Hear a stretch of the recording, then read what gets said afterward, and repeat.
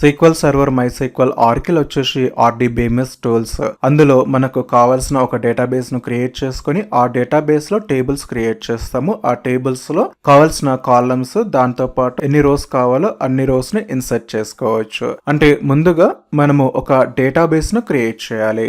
First SSMS open చేసిన తర్వాత connect చేసుకోవాలి సీక్వెల్ సర్వర్ ని. తర్వాత న్యూ క్వైరీ మీద క్లిక్ చేయాలి. ఇక్కడ క్రియేట్ డేటాబేస్ ఎక్సెల్ తెలుగు అని చెప్పి తీసుకుంటున్నాను. తర్వాత సెలెక్ట్ చేసి ఎగ్జిక్యూట్. ఇప్పుడు ఒక డేటాబేస్ క్రియేట్ అయిపోయింది. ఆ డేటాబేస్ ని యూజ్ చేయాలంటే use Excel Telugu. Available databases లో డిఫాల్ట్ గా మాస్టర్ డేటాబేస్ ఉంది. తర్వాత యూజ్ డేటాబేస్ ఎగ్జిక్యూట్. ఇప్పుడు చూసినట్లయితే ఇక్కడ ఎక్సెల్ తెలుగు అని చెప్పేసి డేటాబేస్ సెలెక్ట్ అయింది. మీరు డైరెక్ట్ గా ఇక్కడ నుంచి కూడా సెలెక్ట్ చేసుకోవచ్చు. సో ఈ విధంగా డేటాబేస్ ను క్రియేట్ చేసుకోవాలి. తర్వాత ఇందులో టేబుల్స్ క్రియేట్ చేయాలి. Thank you friends.